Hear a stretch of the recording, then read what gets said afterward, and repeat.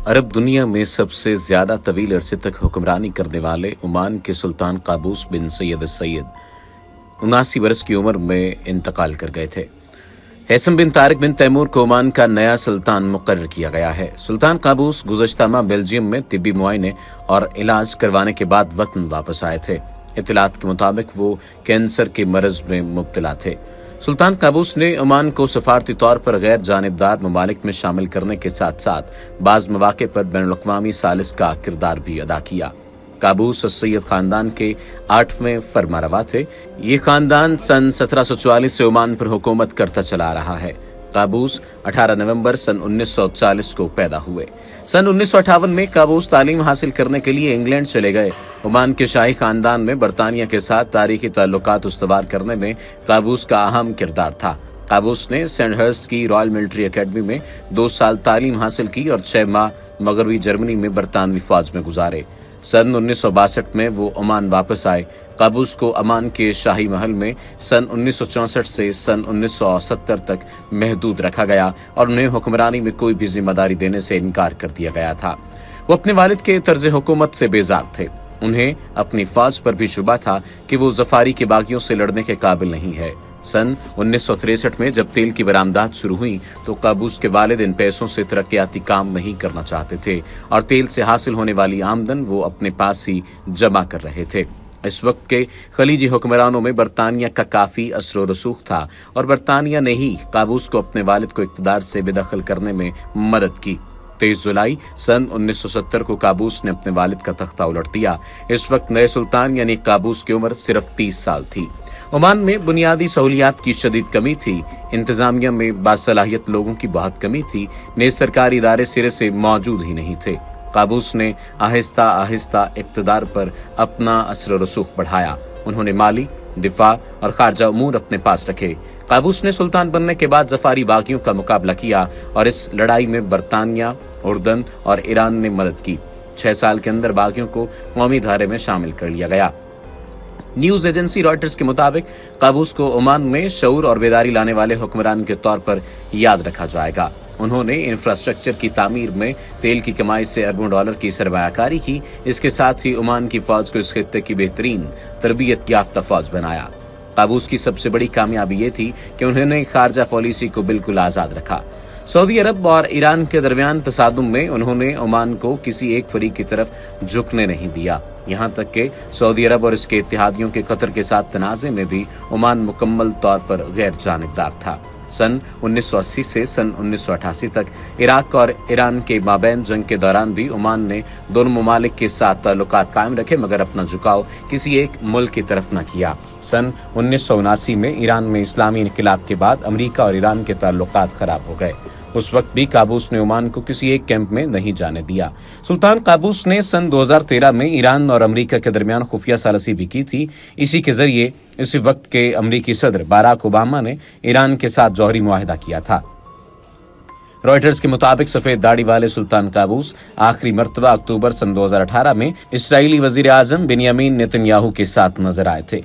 Netanyahu ने Oman का दौरा किया था। बाकी मुसलमान ममालिक के रहनुमा अमूमी तौर पर इस्राएली वजीर आजम नेतन्याहू से खुलकर मिलने से गुरेज करते हैं, लेकिन अब सुल्तान काबूस के इंतकाल के बाद ओमान नए सुल्तान की कमान में है। नए सुल्तान का इंतखाब बगैर किसी तनाज़े के आसानी से हुआ, लेकिन क्या इनके लिए आगे की राह इतनी ही आसान होगी? माहिरीन का कहना है कि हैसम बिन तारिक आल सैद अमान की मौजूदा पॉलिसी को जारी रखेंगे। नए सुल्तान ने वादा किया है कि वो ओमान की गैर जानिबदारी की खारजा पॉलिसी को बरकरार रखेंगे। ये इस बात का इशारा है कि मशरक़ वुस्ता के दीगर हिस्सों में फैली बदअमनी के बावजूद हुक्मरान के तब्दील होने से ओमान में कोई बड़ी तब्दीली नहीं आ सकती। चैथम हाउस मशरक़ वुस्ता और शिमाली अफ्रीका प्रोग्राम के नायब डायरेक्टर सनम वकील ने DW को बताया कि उन्होंने अपने पहले बयान में ही इस बात का इशारा किया है कि वो सुल्तान काबूस की मीरास को जारी रखने का इरादा रखते हैं। मेरे ख्याल में ये कहना ज्यादा अहम है कि ओमान एक गैर जानिबदार मुल्क की हैसियत से खलीजी ममालिक में रहा है और इस पर कई सालों से तनाज़ा रहा है। ओमान ने बहुत से इलाकाई तनाज़ात को कम करने की कोशिश की है। इनमें सन 2009 में ईरान में कैद 3 अमरीकी मुसाफिरों की खुसूसी रिहाई भी शामिल है। इसके अलावा कतर के शहरियों को दारुल हुकूमत दोहा वापस आने में ताउन शामिल है। ये सन 2017 का मामला है, जब कतर में सफारती बहरान चल रहा था, जिसमें खलीज फारिस के बहुत से ममालिक ने कतर जाने वाला समंदरी रास्ता बंद कर दिया था। ओमान की बरतानिया, इसराइल और चीन समेत मुतअद्दिद ममालिक के साथ अच्छे ताल्लुकात बरकरार रखने की अहलियत ने इसे मशरिक़ वस्ता में गैर जानिबदारी की अलामत बना दिया है। गैर जानिबदार मुल्क होने की वजह से ओमान दूसरे ममालिक से मुख्तलिफ नजर आता है और यही बात गैर मुल्की सरमायाकारों को राग़िब करने और मुआशी तनाजुर में अपने लिए एक नया किरदार तलाश करने में बहुत फायदेमंद साबित हुई है। हैसम पर मुल्क के दाखिली उमूर को संभालने के साथ साथ हौसलामंद इक़्तिसादी मंसूबों पर अमल दरामद करने का दबाव भी हो सकता है। उन्हें ओमान की मईशत को तेल के अलावा दूसरे मुतबादिल ज़राए पर लाने के लिए चैलेंज का सामना होगा। ओमान को तेल पर मबनी मईशत से दूसरी जानिब ले जाने के लिए उन्हें पहले ओमान के अवाम को जवाब देना होगा, जो सारी जिंदगी सिर्फ एक सुल्तान को जानते थे। नए सुल्तान पर एतमाद करने में वक्त लगेगा। हैसम ओमान की 2040 कमेटी की सरबराही करते हैं, जिसका मकसद मुल्क को मजीद पायदार मईशत की तरफ ले जाना है। ओमान के पास किसी भी खलीजी मुल्क के मुकाबले में तेल के ज़राए बहुत कम हैं और सन 2014 में तेल की कीमतों में कमी के बाद से वो बेरोजगारी और मुश्किल बजट के गर्दाब में फंस गया है। नए सुल्तान के सामने ये चैलेंज होगा कि किस तरह मईशत को तेल के अलावा कोई और बुनियाद फराहम की जाए। इसके साथ साथ ज़्यादातर लोगों की मुआशी हालत को बेहतर रखने का भी चैलेंज होगा। ओमान के नए सुल्तान हैसम ने सन 1979 में ऑक्सफोर्ड से ग्रेजुएशन की थी और वो सुल्तान बनने से पहले हेरिटेज और सकाफत के वजीर रह चुके हैं।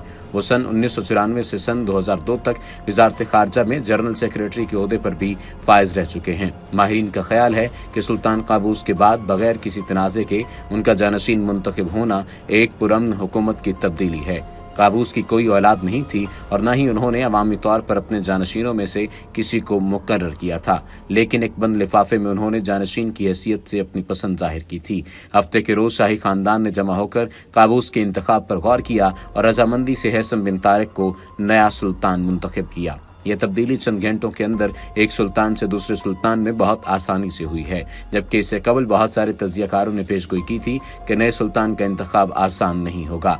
ओमान की 1 सालिस की हैसियत के बावजूद मशरिक़ वस्ता की सूरत हाल नए सुल्तान के लिए मुश्किलात का बायस हो सकती है। सबसे परेशान कुन कतर का बहरान और सऊदी अरब का मुहासरा है। इसके अलावा ओमान की सरहदों पर यमन में भी जंग जारी है। तेल की कीमतों में कमी के साथ इस दबाव को बर्दाश्त करना बहुत मुश्किल होगा। काबूस की 5 दहाइयों पर मबनी हुक्मरानी के दौरान ओमान में बड़ी मुआशी और मुआशरती तब्दीलियां रूनुमा हुई हैं और ये मशरिक़ वस्ता के ममालिक में एक बड़े अमन साज ममालिक में शामिल रहा है। किसी सूरत में साबिक सुल्तान ने मुल्क को जदीद बनाया, जहां इंफ्रास्ट्रक्चर पहले से बेहतर है और ओमान ज़री मुआशरे से निकलकर सनती मुल्क बना। उन्होंने अपनी सयाहत का फ़रोग़ किया और आज ओमान को खलीजी ममालिक में एक बेहतरीन सयाहती मुल्क समझा जाता है। सुल्तान काबूस की ये कामयाब पॉलिसियाँ ही थीं जिसकी वजह से उन्हें लव ट्रायंगल का हीरो कहा जाता है। ओमान की अपनी मखसूस खारजा पॉलिसी रही है और शायद इसलिए मशरिक़ वस्ता के एक सिरे पर मौजूद ये छोटा सा मुल्क एक बार फिर से खित्ते के मुख्तलिफ तनाज़ात में से एक के मरकज़ में आ गया है। इसराइल के वज़ीर आज़म बिन्यामीन नेतन्याहू की मेज़बानी से ओमान मशरिक़ वस्ता के अखबारात की सुर्खियों में आया। शायद ओमान की ये पेशकदमी मशरिक़ वस्ता के ममालिक में इसराइल को तस्लीम करने और तल अबीब के साथ दूसरे अरब ममालिक के ताल्लुकात उस्तवार करने के लिए रास्ता हमवार करे। इसराइली वज़ीर आज़म के दारुल हुकूमत मस्कत के गैर मुतवक्के दौरे के एक दिन बाद ईरान की पॉलिसी के बरखिलाफ ओमान ने कहा कि शायद अब वक्त आ गया है कि इसराइल को भी इलाके के दीगर ममालिक की तरह कबूल किया जाए। ख्याल रहे कि ईरान के साथ ओमान के रिश्ते हमेशा दोस्ताना और मीठे रहे हैं। नेतन्याहू के मस्कत के दौरे से सिर्फ 4 दिन पहले ओमानी वज़ीर ख़ारजा के सियासी मुआवन मोहम्मद बिन अल हसन ने तेहरान का दौरा किया था और ईरान के वज़ीर ख़ारजा मोहम्मद जवाद ज़रीफ से मुलाकात भी की थी। बैक वक्त इसराइली वज़ीर आज़म की मेज़बानी और ईरान के साथ दोस्ताना रिश्ते ही दर हकीकत सुल्तान काबूस की मखसूस ख़ारजा पॉलिसी का नतीजा हैं। ओमान इलाकाई तनाज़ात में आम तौर पर गैर जानिबदार ही रहता है। ओमान ने 70 साल से अब तक एक मुनफरिद हिकमत अमली अपनाए रखी है, जिसकी मिसाल मशरिक़ वस्ता में कम ही पाई जाती है। दीगर ममालिक अंदरूनी मामलात में मुदाखलत कभी नहीं करता, अगरचे हालिया बरसों में मशरिक़ वस्ता में ऐसे हालात कई बार पैदा हुए हैं। मिसाल के तौर पर शाम और यमन की सूरत हाल हो, और सबसे अहम बात यह है कि ओमान ने हमेशा तरफ़ैन का साथ दिया है ताकि सालसी का एजाज़ हासिल कर सके। ओमान की इन्हीं खसूसियात ने उसे गैर जानिबदार अहम सियासी खिलाड़ी के तौर पर कायम किया है। यही वजह है कि गुज़श्ता चंद दिनों के दौरान ओमान के सफारतकार बड़ी तादाद में दूसरे ममालिक का दौरा करते नजर आए और दूसरे ममालिक के रहनुमा और सफारतकार मस्कत आए हैं। इस आमदोरफ्त ने वहाँ की सियासत के बारे में क़यास आराइयों की हवा दी है। आज इसराइल और फ़लस्तीन के दरमियान अमन की बहाली की कोशिशों में बढ़ती हुई नाउमीदी के साए तले अगर ओमान को इस तारीखी तनाज़े में सालसी का किरदार अदा करने का मौका मिल रहा है तो ये रातों रात किए गए फैसलों का नतीजा नहीं है, बल्कि इसकी वजह सुल्तान काबूस की वो पॉलिसियां हैं जिन पर वो हमेशा से अमल पैरा रहे।